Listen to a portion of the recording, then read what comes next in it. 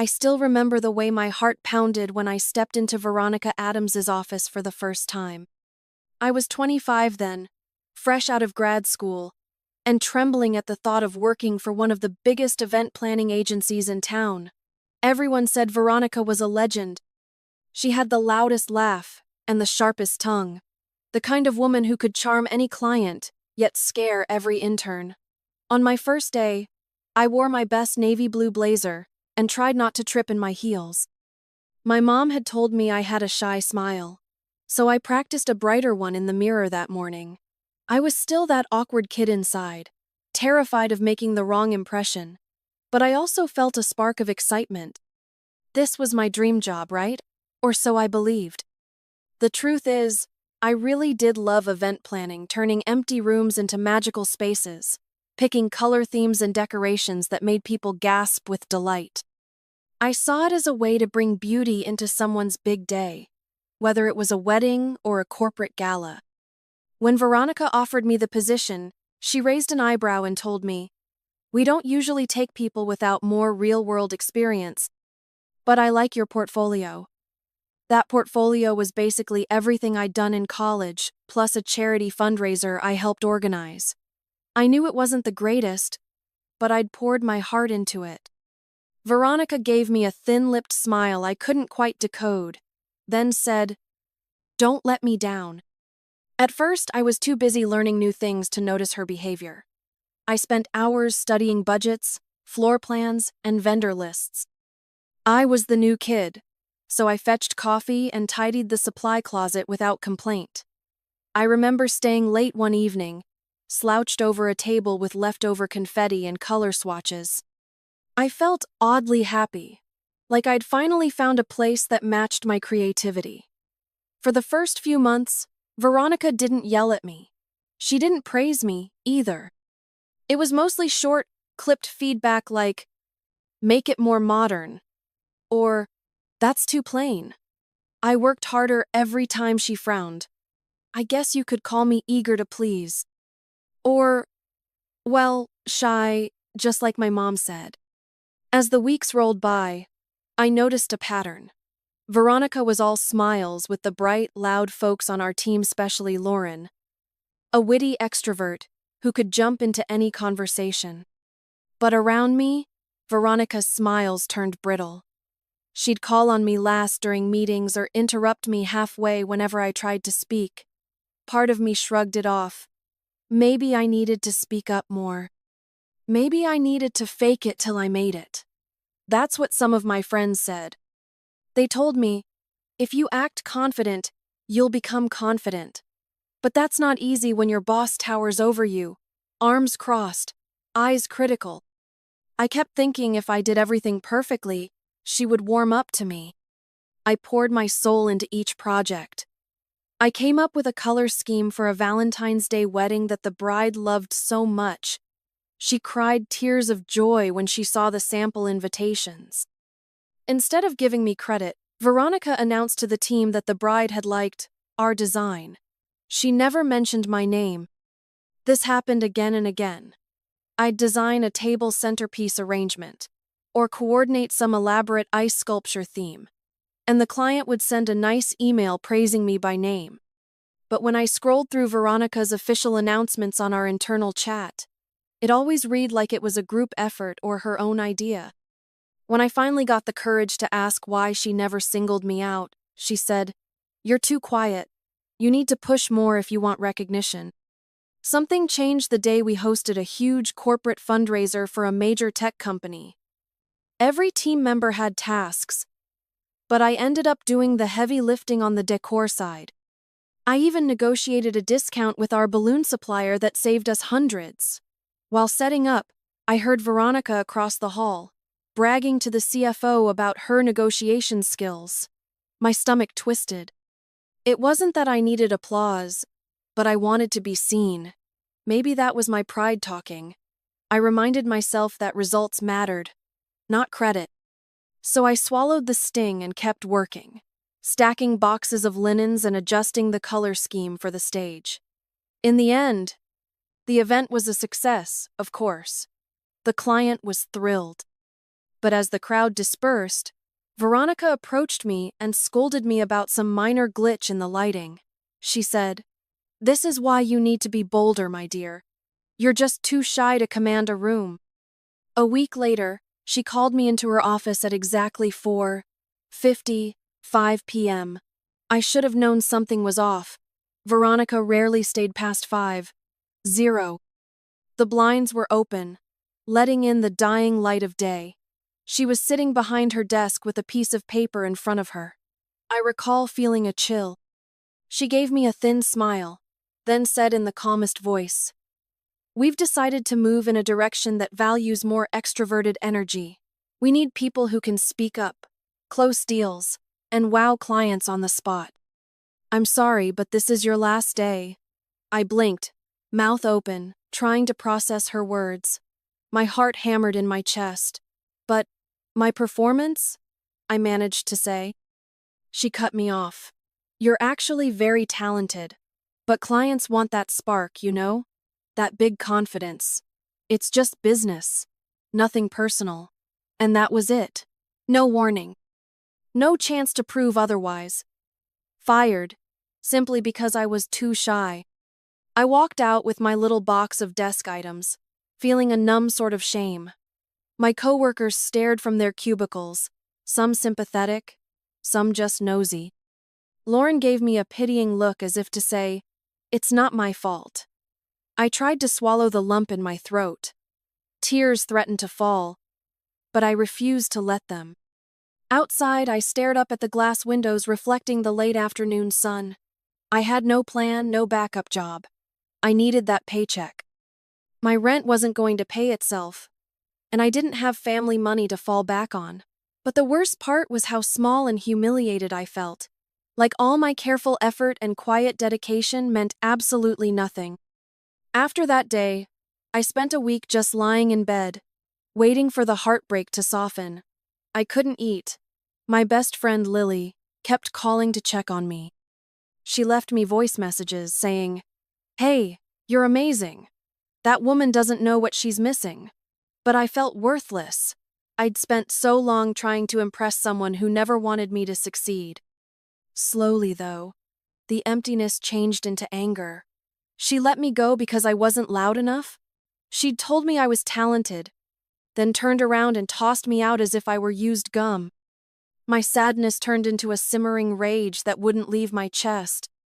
I can't remember the exact moment I decided to start my own company, but it formed piece by piece out of that anger. At first, it seemed ridiculous. Me, the shy girl, launching a rival firm? But then, I thought, why not? I have design skills. I'm good at budgeting. I know so many vendors. The real question was, could I handle the spotlight? The idea terrified me, but I couldn't go back to hiding in the shadows, waiting for permission to speak. I realized that if I wanted to survive in this cutthroat field, I had to do something bold. Something that even Veronica would never see coming. I began small. My kitchen table became my office, with a laptop that barely ran Photoshop. I visited my old vendors under the guise of catching up. Everyone was polite, though a few looked worried I might be stepping on Veronica's toes. She had a reputation for blacklisting vendors who didn't show loyalty. But I shared my plans gently, promising better deals, faster payment, and creative freedom. Some were intrigued enough to say, "Give me a call when you have your first contract." That first contract was the hardest. I applied for a local art fair planning job.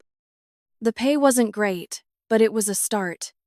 I pitched myself with a bright, polished proposal, using all the little tips I'd learned from Veronica. To my surprise, I landed the gig. The organizers liked my calm and thoughtful approach. I worked day and night on that art fair. I printed flyers, hammered nails into boards for displays, oversaw the volunteer schedule, and even arranged for a small local band to play each evening. My body ached from lugging boxes, but I loved bringing that space to life. When the fair ended, one of the painters told me, "You made this so easy for us. Usually, Event planners boss us around, but you actually listened. Another vendor joked, "It's nice to have a calm presence instead of a loud bark." That's when it clicked. My quiet nature didn't have to be a weakness. It could be my greatest strength because I was approachable and patient. People felt heard when they talked to me. With photos and testimonials from the art fair, I updated my makeshift website. I named my business Moonlight Events, wanting something that hinted at subtle beauty. The next few months, I scrounged for any job I could get. Baby showers, sweet 16s, retirement parties. At times, it was demoralizing because the pay was low, and sometimes I had to chase down payments. But I kept at it, building a portfolio of successful gatherings. Slowly, my phone started ringing more often. Then came the big break. I found out that a prestigious local gallery, Rosewood, was hosting its 10th anniversary gala. They needed a new event coordinator after a scheduling clash with their usual planner. The rumor was that Veronica's firm had tried to jump in but demanded a huge fee. Rosewood was looking for someone fresh who wouldn't break their budget. It was the perfect opportunity. I spent 3 days crafting the perfect pitch. I included references, pictures, detailed budget breakdowns, and then I waited, biting my nails, until the Rosewood manager called back and said, "We'd love to give you a shot."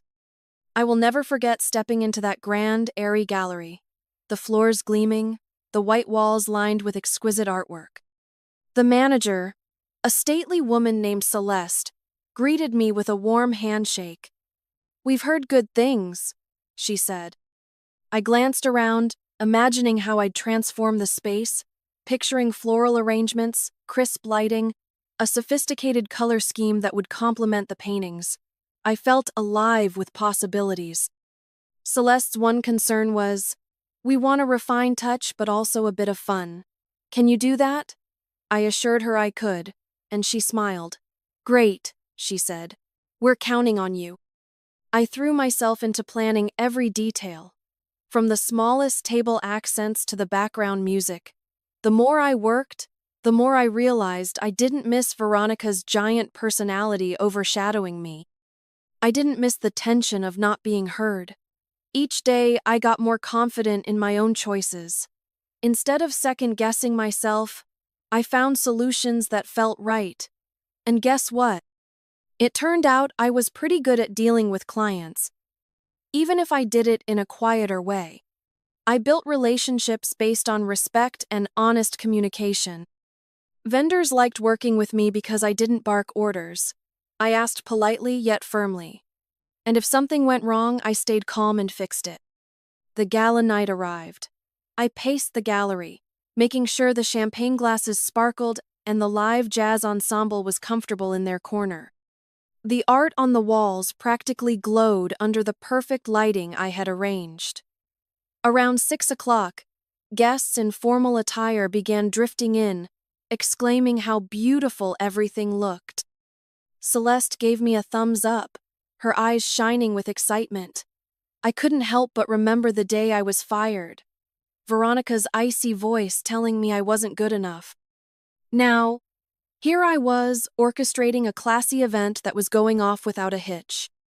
As the night wore on, Celeste introduced me to a bunch of high-profile attendees. Turns out, many of them were in need of event planners for upcoming galas, charity balls, or product launches. Business cards traded hands. I did my best to appear poised and friendly, my heart thumping with excitement. One of them whispered, "I usually use Veronica Adams, but she's overpriced." "This is quite impressive." Another chimed in, "Her staff can be pushy. You seem so much more agreeable." My chest swelled with a mix of satisfaction and righteous anger. It was happening. I was winning over Veronica's client base, not by brute force, but by offering genuine kindness and dependable service. By midnight, the gala was declared a raging success. Celeste was overjoyed. And me? I drove home with a satisfied smile stretching across my face. It felt like I'd won a secret battle. Over the following weeks, I got calls from at least 4 new clients who previously worked with Veronica. They asked if I had the capacity to handle their events. Suddenly, I had more business than I'd ever dreamed. I had to bring on 2 assistants and upgrade from my kitchen table to a small shared office space downtown. Every step was a thrill. I'd never been an adventurous person, but building my own company taught me that I could handle challenges. In a way, I discovered a side of myself that was braver than I thought. Then came the biggest twist of all. The city's Chamber of Commerce decided to host a massive trade expo in the main convention center, and the budget was rumored to be huge. All the top event planners submitted proposals, including me, obviously, and of course Veronica. That old fear sprang up inside me, the memory of her condescending eyes. But I also felt a fiery determination. I wanted this contract, not just for money, but to show Veronica that being quiet didn't mean being weak. So I prepared an ambitious plan: multiple themed sections, interactive booths, and a brilliant marketing strategy that used social media. I spent countless hours perfecting each page of my proposal, making sure it was easy to read but packed with creative ideas. The day of the final pitch, I arrived at the chamber's sleek high-rise with a case of presentation boards and a calm expression I'd practiced in the mirror. Inside the meeting room, I caught sight of Veronica. She was all sharp angles and a confident grin, wearing a crimson power suit. My stomach fluttered. For a split second, I wanted to hide.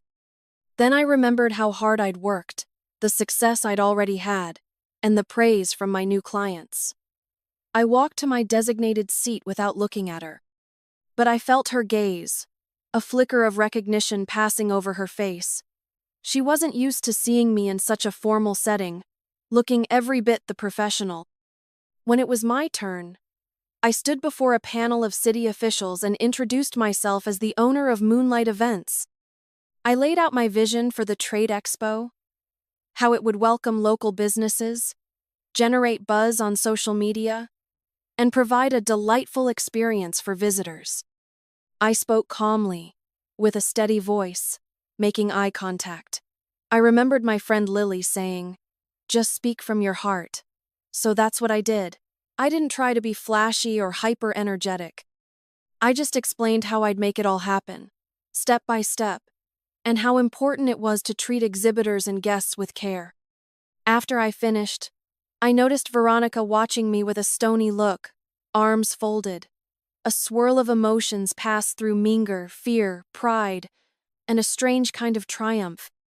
Because no matter what happened next, I had faced her without flinching. My last thought before leaving that building was, I can do this. I can beat her.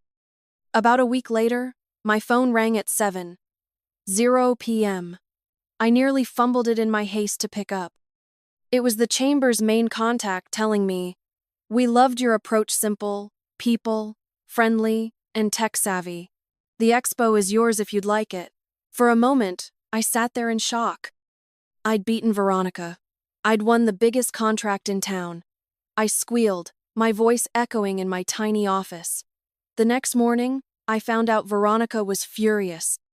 She'd made snide remarks to mutual contacts, complaining that I'd stolen the contract by undercutting her, but in reality, my bid was fair. I just didn't inflate my prices the way she did. The contract was so major that I finally had enough money to lease a bigger space, a 2-story office with glass windows and a modern lobby. We had new employees, too. A couple of designers and a logistics expert. I felt a rush of pride whenever I saw our new sign, Moonlight Events, displayed out front in bold letters. Some might think that was revenge enough. But I'll admit, I wanted to do something more. Something that would show Veronica I was no longer the timid girl she fired. Maybe it was petty, but part of me needed that final victory, that last proof of my worth. A golden opportunity arose when the expo's promotional campaign suggested we rent billboard space around the city. The city official who hired me said, "The marketing budget is high. We can do large ads, bus wraps, social media videos, you name it. My mind went wild. I remembered that Veronica's office was on a busy street near the highway. There was a huge billboard right next to her building, visible from her windows. It was pricey, for sure, but I had the budget now, and the city was fully backing me. So I arranged it. I paid for a month-long billboard that would show the Chamber Expo details, the city's official logo, and, most importantly, Moonlight Events as the official event planner. The design was sleek and professional, but the message was unmistakable. My company was leading the biggest show of the season. The day they raised that billboard, I drove by, my heart pounding. There it was, towering in full color. Anyone who stepped out of Veronica's building or looked out her office window would see my company name in 10-foot letters. About a week later, I got word from a mutual acquaintance that Veronica was livid. She'd called an emergency staff meeting to brainstorm ways to compete, but the expo was sealed. My contract was locked in. She couldn't do anything about it. And every morning, her entire staff would see that billboard overhead, reminding them who took the biggest fish in the pond. The final sweetest moment came when I learned Veronica tried to snag a competing event scheduled at the same time. The event organizer basically said, "We're going with another planner who's more in tune with our budget." That planner was one of my new hires, someone I'd personally trained. Not long after, I bumped into Veronica at a cafe downtown. I had just finished a meeting with Celeste from the gallery, who was planning another big show soon. Veronica was sitting at a corner table, flipping through some paperwork. When she saw me, her face pinched. I remember the last time we'd locked eyes back in the day she fired me. This time, I was the one wearing the confident smile. She nodded, trying to act composed, but I saw her eyes flick with annoyance. I stepped over, all polite. "Hi, Ms. Adams," I said calmly. She gave me a stiff smile. "Hello," she replied, her voice cold. Then, out of nowhere, she said, "You put that billboard on purpose, didn't you?" I shrugged, my cheeks getting hot, but my smile never wavered. "It's just good marketing," I said, echoing the phrase she used to say to me whenever she took credit for my work. Nothing personal. Then I turned and left, my heart pounding with adrenaline. The look on her face was priceless, a mix of frustration and grudging respect. I heard rumors that some of her best clients were switching to smaller, more flexible firms because they were tired of her brash ways. Meanwhile, Moonlight Events kept growing. By the time the expo finally opened, we had established ourselves as a real player in the city's events scene. It was a spectacular show, with thousands of visitors each day. Our staff was all over the convention center, managing booth layouts, assisting vendors, handling last-minute snags with a calm efficiency I was proud of. On the second day, Celeste introduced me to a major investor looking to fund a chain of new art venues. I felt a thrill just imagining the future projects we might handle.